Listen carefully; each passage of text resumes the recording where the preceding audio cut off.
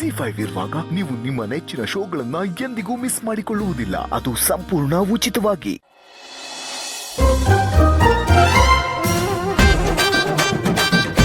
ಇಷ್ಟನಾ?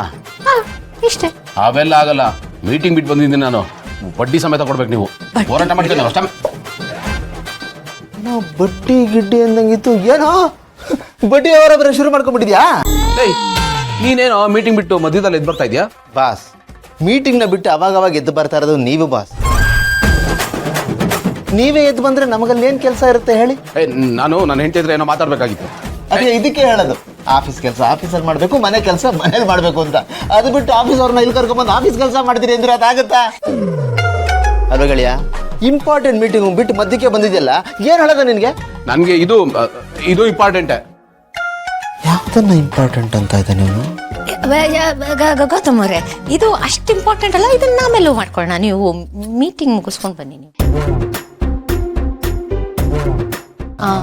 ಅಷ್ಟೊಂದು ಯೋಚನೆ ಮಾಡಬೇಡ, ನಡಿ.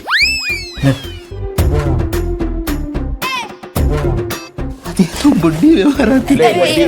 ನಾನೇ ಫಸ್ಟ್ ನೀನು ನಡಿಯೋ.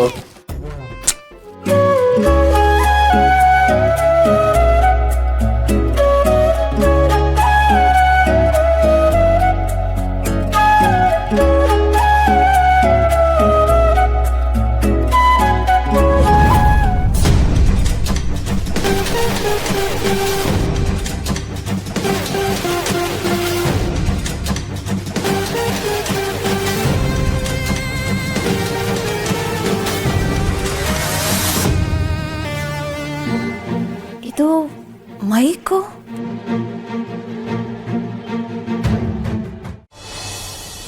ಅತ್ತೆ. ಹಾ ಭೂಮಿಕಾ, ಬಾ ಕೂತ್ಕೋ. ಏನ್ ವಿಷಯ? ಈ ಸರನ ನಿಮಗೆ ಯಾರು ಕೊಟ್ಟಿದ್ದಾರೆ?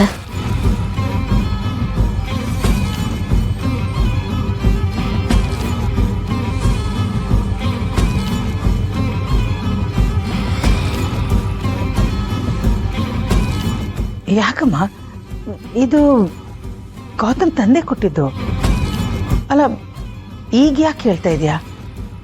ಇದ್ರ ಬಗ್ಗೆ ನಿನಗೆ ಗೊತ್ತಿರ್ಲಿಲ್ವಾ? ಗೊತ್ತು ಅತ್ತೆ, ಆದ್ರೂ ಯಾಕೆ ಹೇಳ್ತಾ ಇದೀಯಾ? ಯಾಕಂದ್ರೆ ಇದ್ರಲ್ಲಿ ಸಮಸ್ಯೆ ಇದೆ. ಸಮಸ್ಯೆನಾ? ಯಾಕತ್ತೆ ಇಷ್ಟೊಂದು ಗಾಬರಿ ಆಗ್ತಿದ್ದೀರಾ? ಸಮಸ್ಯೆ ಅಂತ ಹೇಳಿದೆಯಲ್ಲ, ಅದಕ್ಕೆ ಸ್ವಲ್ಪ ಟೆನ್ಷನ್ ಆದ. ಏನ್ ಸಮಸ್ಯೆ? ಇದೇನು ಅಂತ ಗೊತ್ತಾ ನಿಮ್ಗೆ?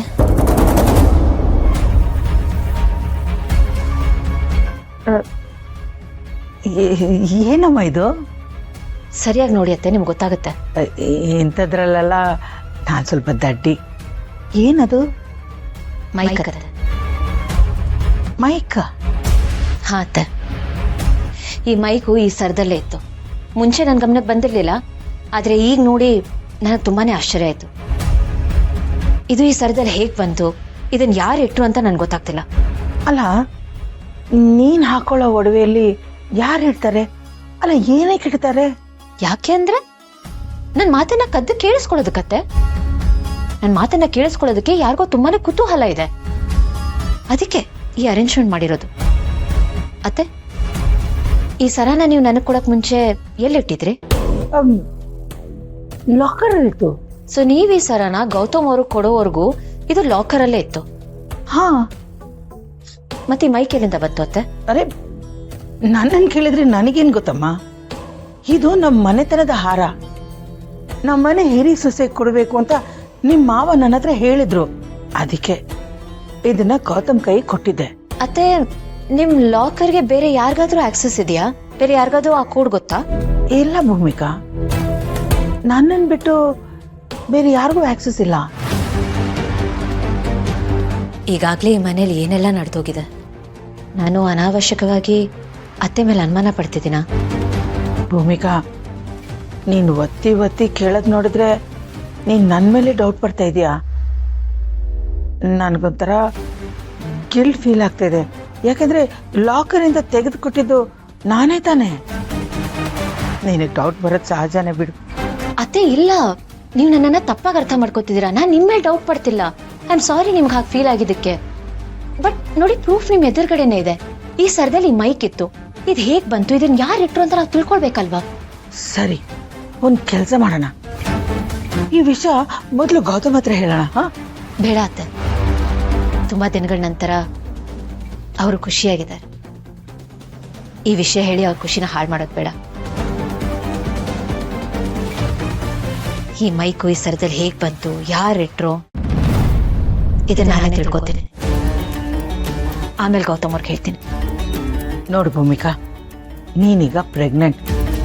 ಈ ಸಮಯದಲ್ಲಿ ಇಂಥ ವಿಷಯಕ್ಕೆಲ್ಲ ತಲೆ ಕೆಡಿಸ್ಕೋಬಾರ್ದು, ಟೆನ್ಷನ್ ಮಾಡ್ಕೋಬಾರ್ದು, ಆರಾಮಾಗಿರ್ಬೇಕು. ನೀನು ನಿನ್ನ ಹೆಲ್ತ್ ಕಡೆ, ನಿನ್ನ ಹೊಟ್ಟೆಲಿರೋ ಮಗು ಬಗ್ಗೆ ಗಮನ ಹರಿಸ್ಬೇಕು. ಅದು ಕೊಡು, ಇಲ್ಲಿ ಕೊಡು. ಇದೆಲ್ಲ ನಾನು ನೋಡ್ಕೋತೀನಿ. ಸರಿ ಅತ್ತೆ.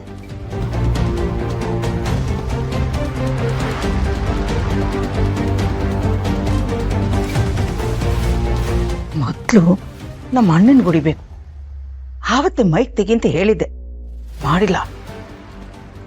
ಸ್ವಲ್ಪ ಮಾಡಿದ್ರು ನಾನು ಸಿಕ್ಕಾಕೋತಾ ಇದ್ದೆ.